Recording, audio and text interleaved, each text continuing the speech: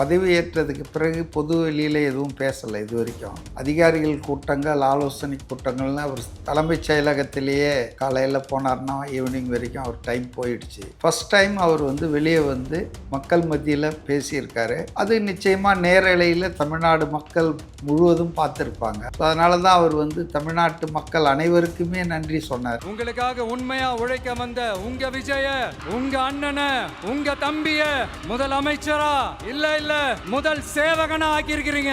தலை வணங்கி ஒட்டுமொத்த தமிழக மக்களுக்கும் இந்த நேரத்தில் என்னுடைய நன்றியை தெரிவிச்சுக்கிறேன். சாதாரணமாக விஜய் சில விஷயங்கள்லாம் வெளியே பேச மாட்டார். உடைச்சு அவர் எந்த அளவுக்கு சதி பண்ணாங்க ஆட்சிக்கு வரதை தடுக்கிறதுக்குன்றத இன்னைக்கு உடைச்சு சொன்னாரு. திமுகவும் மற்றும் பலரும் ஒன்னா சேர்ந்துக்கிட்டு இந்த விஜயோட ஆட்சி வந்துடக்கூடாதுன்னு சொல்லி ஒரு கூத்து ஒண்ணு பண்ணாங்களே அந்த கடைசி 5 நாள். அடா அடா அடா அடா நமக்கெல்லாம் ஓஹோ இப்படியெல்லாம் கூட நடக்குமோ, என்ன கூத்துங்கிறீங்க. 6 மாசத்துக்கு நாங்க எந்த பிரச்சனையும் பண்ண மாட்டோம், நாங்க வாட்ச் பண்ணுவோம் அப்படின்னு சொன்னாங்க. 6 நாள் கூட விடல. அது உடனடியா எத்தனை விதமான விமர்சனங்கள் பண்றாங்க, கல்யாண வீட்டுல போய் பேசுறாங்க, கதறாங்க. அது மாதிரி இதெல்லாம் உண்மைகளை தானே பேசினார் அவர். நிதி எப்படி இருக்குன்னு இப்போ ஒயிட் பேப்பர் வருதுன்னு பேப்பர்லலாம் சொல்லிட்டார் இல்லையா finance minister Maria Wilson sir. அதனால் அது 2 வாரத்தில் வந்த பிறகு தான் நமக்கு தெரியும் வாட் இஸ் வாட், நிதி நிலைமை தமிழ்நாட்டில் எப்படி இருக்குது அப்படின்றது. அப்போ நம்ம மக்கள் புரிஞ்சுக்குவாங்க. தமிழ்நாட்டில் நடக்கிற எல்லா விஷயங்கள் தகவலும் போயிடும். உளவுத்துறை இருக்கிறது, ரகசிய போலீஸ் இருக்காங்க. அதனால் யார் என்ன பண்ணுறாங்க ஏது பண்ணுறாங்கன்னு நான் சொல்கிறத விட அவர் சொன்னார்னா அது ஒரு அரசாங்கத்தினுடைய கருத்து, அரசாங்கத்தின் எண்ணமாக அதை நம்ம மக்கள் எடுத்துக்குவாங்க. பாஷ்யம்மன் கம்பெனி அவர் போய் எந்த திமிர் இருக்கோன்னா ஒரு கட்டடம் கட்டுற ஒரு நாய் நீ போய் ஒரு மக்கள் தீர்ப்பை மாற்றுறதுக்கு ஆளுநர் மாளிகையில் உட்காந்துக்கிட்டு ப்ளே பண்ணுவியா? நீ இவனெல்லாம் உள்ளே போடணுன்றான். நீ வந்தியா, தொழில் பண்ணியா, லாபம் சம்பாரிச்சியா, அதோடு இருந்துக்க வேண்டியது தான். ஆனால் யார் ஆட்சிக்கு வரணும், யார் முதல்வராக வரணும், எந்த கட்சி ஆட்சியில் இருக்கணுன்றதெல்லாம் நீ தீர்மானிக்க ஆரம்பித்தா தமிழ்நாட்டின் ஜனநாயகம் என்ன ஆகிறது? அதனால் அதுக்காகவாது திரு விஜய் அவர்கள் இந்த பாஷ்யம் கன்ஸ்ட்ரக்ஷன்ஸ், இந்த பில்டர்ஸுடைய எல்லா தவறுகளையும் விசாரித்து அதெல்லாம் சரி பண்ணணும், அவங்க மேலே நடவடிக்கை எடுக்கணும்.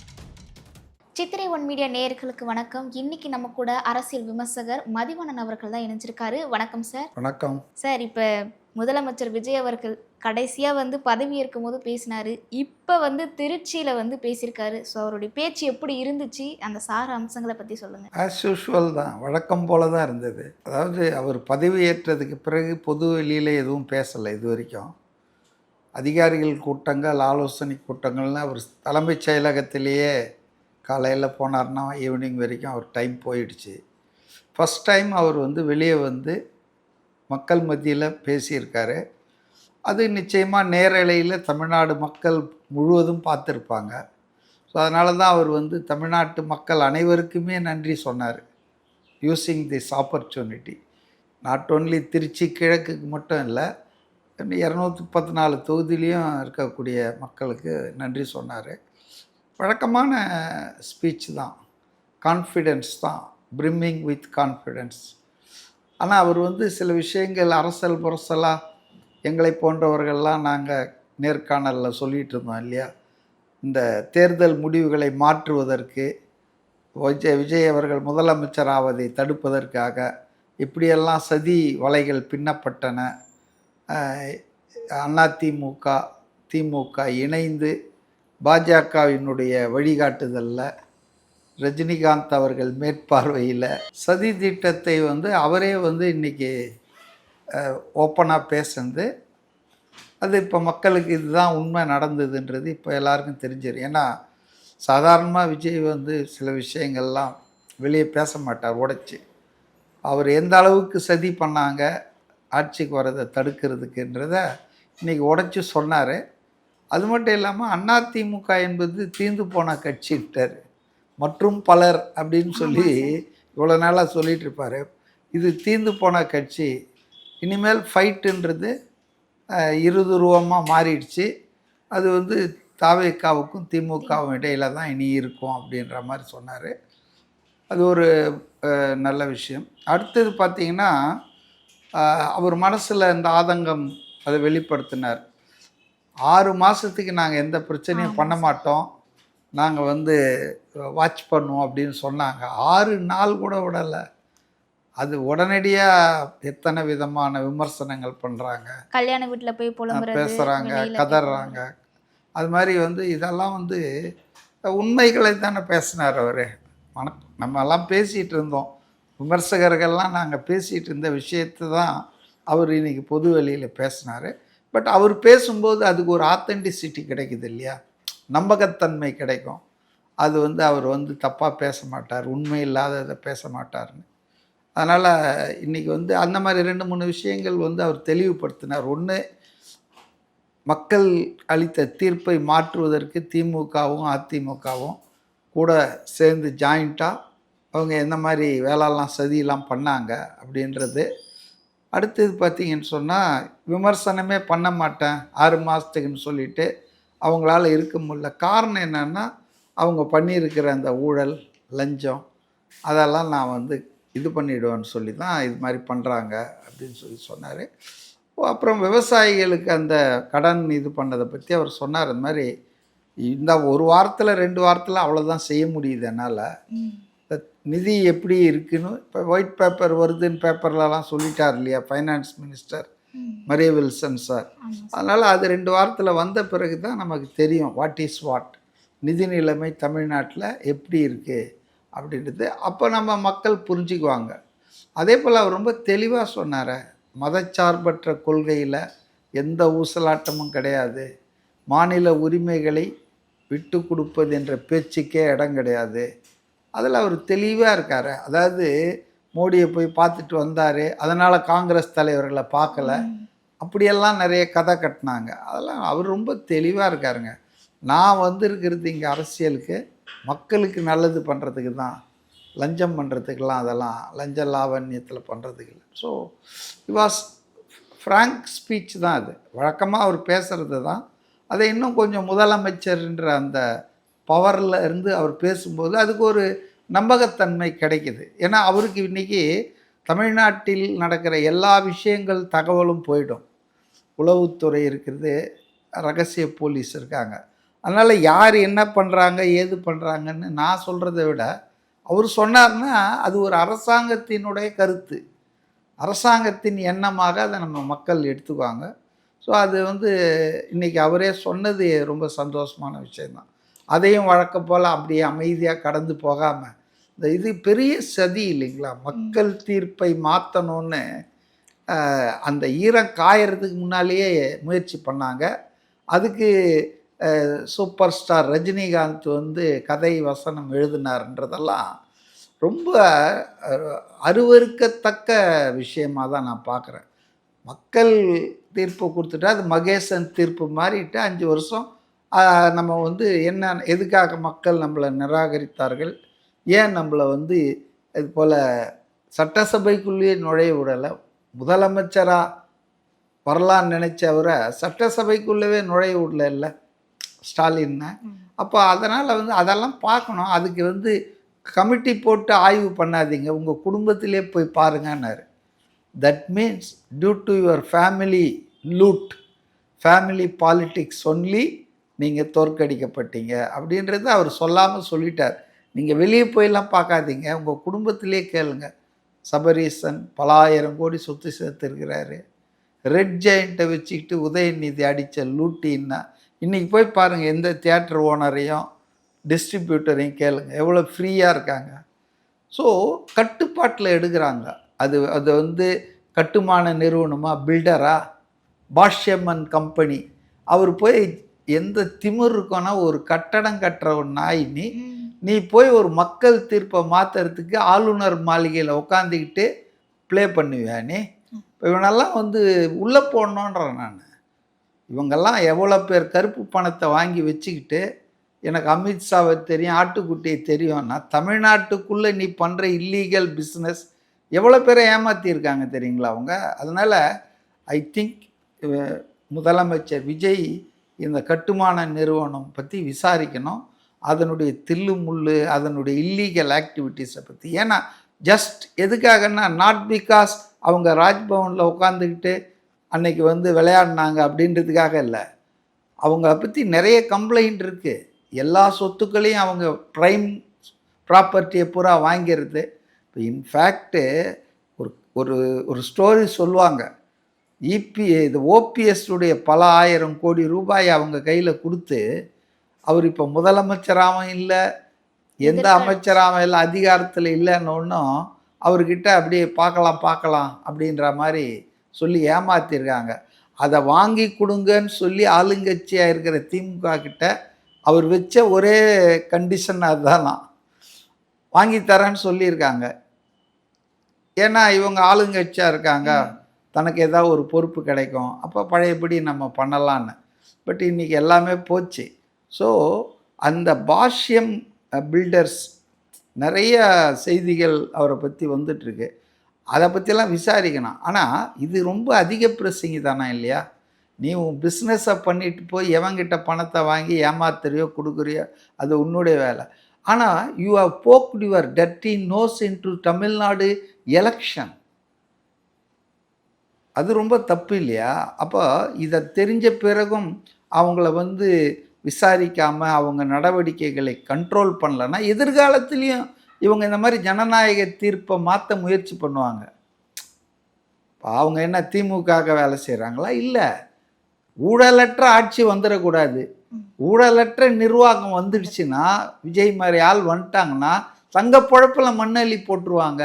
தங்களுடைய 100கணக்கான கோடி, 1000கணக்கான கோடி இந்த லேண்ட்ஸு, எம்எம்டிஏ, சிஎம்டிஏல அத்துமீறி பர்மிஷன் வாங்கிறது, விதி மீறல்கள், அதெல்லாம் விசாரிக்கணுன்ற நான். திரு விஜய் அவர்கள் சாதாரணமாக வந்து எல்லாரையும் விசாரிக்கணுன்றது ஒரு வகை, தவறுகள் நடக்கக்கூடாது, தவறுகள் சரி செய்யணுன்றது. ஆனால் இப்படி ஒரு பாலிட்டிக்ஸில் தலையிட்டு ஆட்சியையே நான் பொம்மையாக்குவேன்னு நினைக்கிற இந்த மாதிரியான பில்டர்ஸ், இந்த மாதிரி பணக்காரன் அதிபர்களுக்கெல்லாம் ஆப்பு வைக்கணுன்றாங்க.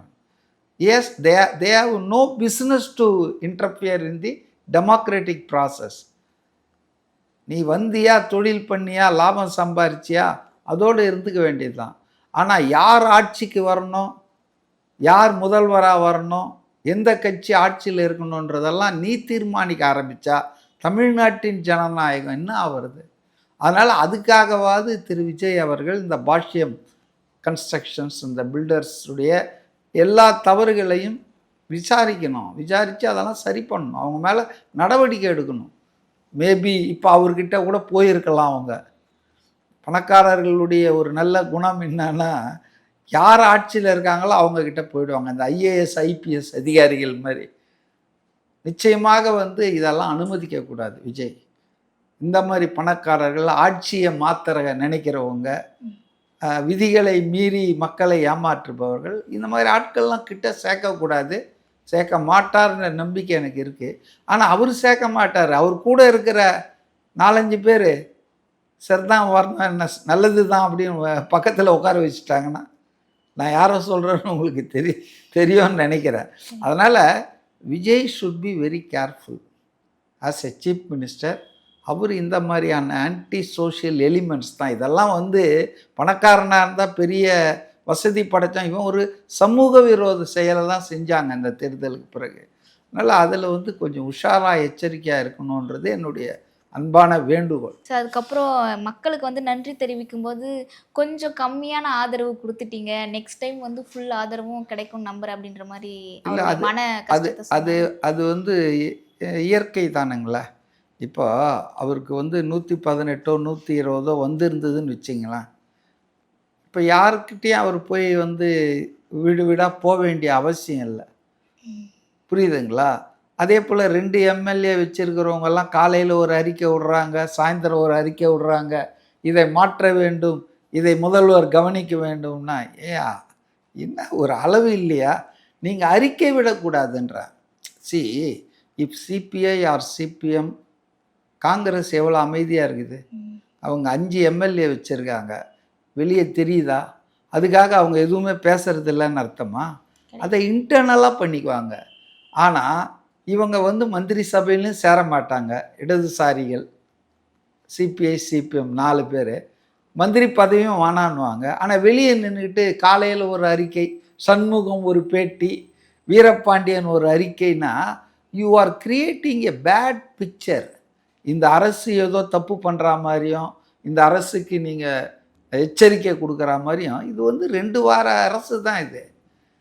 நீங்கள் ஏதாவது அப்படி உங்களுக்கு ஏதாவது உங்கள் கவனத்துக்கு வந்தால் நீங்கள் சொல்லக்கூடாது, being a supporting party you have every right to inform, இப்படி கொஞ்சம் தப்பாக வருது பார்த்துங்க அப்படின்னு.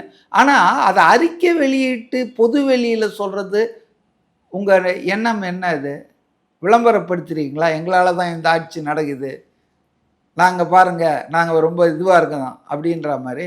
இதெல்லாம் காதும் வச்ச மாதிரி அரசாங்கத்துக்குள்ளே உங்களுக்கு கிடைக்கிற தகவல்களை, உங்கள் கருத்துக்களை அதை நீங்கள் போய் அவர்கிட்ட சொல்லிடலாமே. காங்கிரஸ் அப்படி தானே இருக்குது.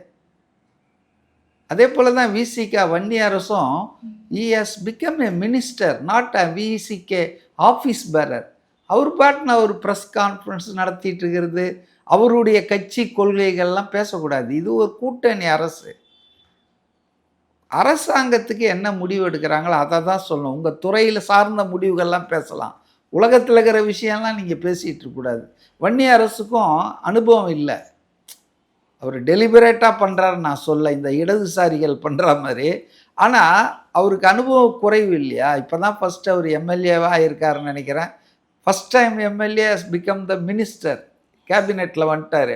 அப்போ அவருக்கு புரியல, கட்சி வேறு ஆட்சி வேறு. கட்சி விஷயங்களை திருமாவளவன் பார்த்துக்குவார், இல்லை வேற அவங்கக்கிட்ட இருக்கிற இது ஆஃபீஸ் பேர் பார்த்துக்குங்க. நீங்கள் அமைச்சர், தமிழ்நாடு அரசு அமைச்சர்னா 8 கோடி மக்களுக்கும் பொதுவானவர். நீங்கள் ஒரு குறிப்பிட்ட சமூகத்தையோ ஒரு குறிப்பிட்ட மதத்துக்கோ ஆனவர் இல்லை. அந்த ஒரு புரிதல் வன்னிய அரசுக்கிட்ட இல்லாமல் இருக்குது. இப்போ இதெல்லாம் வந்து முதலமைச்சர்ன்ற முறையில் அவர் தான் கரெக்ட் பண்ணோம் தன்னுடைய மினிஸ்டர்ஸ்லாம். அதே போல் தான் ஆதவ் அர்ஜுனா ரொம்ப பேசுகிறாரு, இவர் பேசவே மாட்டார். இவர் பேச குறையெல்லாம் ஆதவ் அர்ஜுனா, அவரும் கொஞ்சம் டிஸ்க்ரீட்டாக இருக்கணும். You should also maintain some semblance of silence. நீங்கள் உங்கள் செயல்கள் தான் பேசணும். நீங்கள் பேசிகிட்டு இருக்கீங்க, ஏராளமாக பேசிகிட்டு இருக்கீங்க. அதுக்கு காரணம் என்னென்னா அவர் கையில் 2 போஸ்ட் இருக்குது. அமைச்சராகவும் இருக்கார், அதே நேரத்தில் கட்சியின் பொதுச் செயலாளர் இருக்கார். அப்போ அவங்களுக்கு அந்த ரோல்ஸ் வந்து எங்கே முடியுது, கட்சி ரோல் எங்கே முடியுது, அது பனையூரில் தான் வச்சுக்கணும். இங்கே செக்ரட்டேரியட்டில் உட்காந்துக்கிட்டு நீங்கள் இதெல்லாம் பேசுனீங்கன்னா அது வந்து மக்கள் மத்தியில் தவறாக, எதிர்கட்சிகள் சும்மா லேஸ்பட்ட ஆளுங்க இல்லை. எதிர்கட்சிகள்லாம் கண் கொத்தி பாம்பு மாதிரி பார்த்துட்ருக்காங்க. நீங்கள் ஏதாவது ஸ்லிப்பானால் போதும், இழுத்து கீழே தள்ளி பள்ளம் தோண்டி புதைச்சிருவாங்க. அப்போ அது மாதிரி என்னுடைய இம்ப்ரெஷன்ஸ் இதெல்லாம். அதிகமாக பேச்சை எப்படி திரு விஜய் அவர்கள் பேச்சை ரொம்ப கம்மியாக்கி எப்படி விஷயங்கள்லாம் நடக்குதோ அது மாதிரி தான் இருக்கணும். எல்லாரும் அமைச்சர்கள்லாம் கட்சிக்குன்னு கட்சி ஆளுங்க இருப்பாங்க, அவங்க பேசிட்டு போட்டோம். அதே போல் இடதுசாரிகள் இனிமேலாவது அவங்களுக்கு ஏதாவது கருத்துக்கள் இருந்தால் பொது வெளியில் கூவுறதை விட்டுட்டு நேராக போய் அவர்கிட்ட சொல்லலாம். Is available. அவர் என்ன பார்க்க மாட்டேன்னு சொல்லுவாரா? கண்டிப்பாக நீங்கள் சொன்னால் இது மாதிரி விஷயம் இருக்குன்னா பார்க்க போகிறாரு, சொல்லுங்கள். என் முதல்வர் ஸ்டாலினை பார்த்து எவ்வளோ சொன்னீங்களே, கூட்டணி தர்மம்னு சொல்லிக்கிட்டு ஆட்சியில் இல்லாத போதே எல்லாத்துக்கும் முட்டு கொடுத்துட்டு இருந்தாங்களா இல்லையா? அப்போ இப்போ மட்டும் என்ன டெய்லி ஒரு ஸ்டேட்மெண்ட் விடுறீங்க, அதுவும் 2 வாரம் தான் ஆகிருக்கு. ஸோ இது சம்திங் ஃபிஷியாக இருக்குது, தப்பாக புரியுது. அதனால தான் ஒருவேளை விஜய் நினைக்கிறாரு, அவர் இல்லைன்னா இந்த கவலையை சொல்ல வேண்டியது இல்லையே, எனக்கு கொஞ்சம் கம்மியாக கொடுத்துட்டீங்க.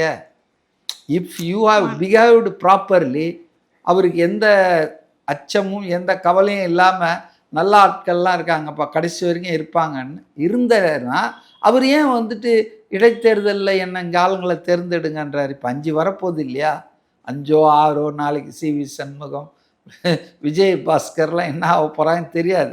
ஏதோ ஒரு 5-6 தொகுதிகளில் இடைத்தேர்தல் வரப்போகுது. அப்போ அந்த இடைத்தேர்தல் வந்ததுன்னா அதில் தாவேக்கா ஜெயிச்சாங்கன்னா டு தட் எக்ஸ்டென்ட் அவருக்கு இன்னும் சாலிடாக ஆகுதில்ல. அதை தான் அவர் சொன்னார், எனக்கு வெற்றி கொடுத்தீங்க, ஆனால் கூரையை பிச்சுட்டு கொடுக்காம ரொம்ப தொடச்சிக்கோன்னு கொடுத்துருக்கீங்க. அதனால் அவர் டெய்லி படுற பிரச்சனைகளை தான் அவர் சொல்கிறார். இல்லைன்னா தொடங்குறப்பவே ஸ்டாலின் இந்த ஆட்சி நீடிக்காது ரொம்ப நாளைக்கு அப்படின்னு ஏன் பேசுகிறாரு? பேசலாமா? அப்போ அவங்களுக்கெல்லாம் ஒரு நம்பிக்கை இருக்குது, ஏதாவது 2 பேர் புட்டுக்கிட்டு வந்துடுவாங்களா, அவங்க வந்துடுவாங்களான்னு இல்லை, இவங்க வர வைக்கிறதுக்கு எல்லா வேலையும் பண்ணுவாங்க. அவங்க காத்துட்டு இருக்க மாட்டாங்க 2 பேர் வெளியே வரணுன்றதுக்காக, வர வைக்கிறதுக்கு எல்லா வேலையும் செய்வாங்க. அதனால் நம்ம அந்த கவலையெல்லாம் இருக்கும் இல்லை யாராக இருந்தாலும். அவரை பொறுத்தவரையிலங்க, அவர் தெளிவாக சொன்னார் இன்னைக்கு கூட, நான் இங்கே அரசியலுக்கு வந்திருக்கிறது மக்களுக்கு நல்லது பண்ணணுன்றதுக்காக வந்திருக்கேன். அப்போ அந்த ஆட்சி நிலைக்கணும், நீடிக்கணும், ஃபுல் டென்யூர் ப்ராப்ளம் இல்லாமல் போகணுன்னு அவர் எதிர்பார்க்குறதுல தப்பு இல்லை. அப்போ இது மாதிரி ஒரு இஷ்யூ வந்துடுச்சே, ஒரு 10 கம்மியாகி போச்சே அப்படின்றதுல அந்த வருத்தத்தை மக்கள்கிட்ட பகிர்ந்துக்கிட்டாரு.